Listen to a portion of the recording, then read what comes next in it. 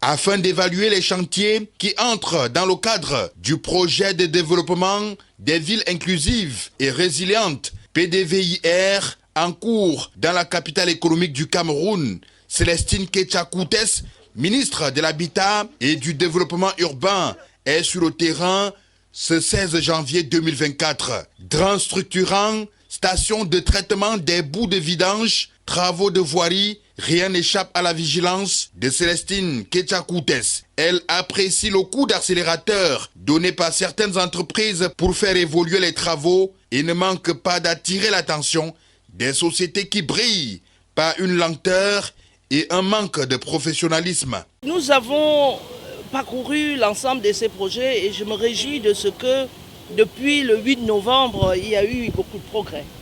Je suis satisfaite de l'avancement dans certains sites et un tout petit peu, comme vous l'avez dit, remonter pour certaines entreprises qui essayent de tourner en rond alors que nous savons que nous arrivons au terme de ce projet le 31 mars.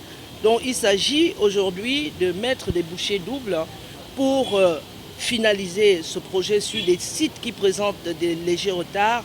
Je voudrais remercier Monsieur le maire pour le suivi de proximité, remercier les autorités administratives, le gouverneur, le préfet, qui suivent également ce projet très cher au président de la République avec la plus grande proximité. Comme je l'ai dit, nous reviendrons très prochainement, sûrement pour nous assurer que tout est mis en œuvre pour la réception, parce que ce sont des projets qui vont transformer Douala.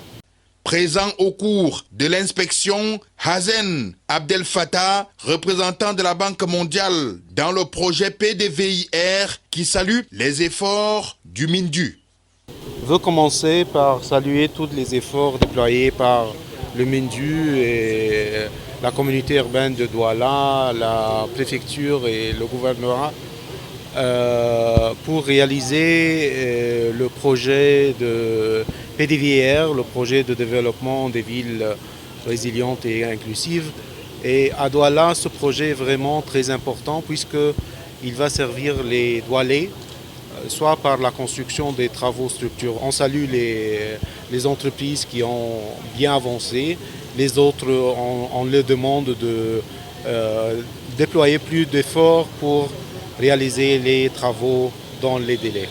25%, c'est le taux d'avancement des travaux de réalisation de la station de traitement des boues de vidange de Ngombe à Douala. Des travaux qui visent l'amélioration des conditions et transformation du cadre de vie des populations.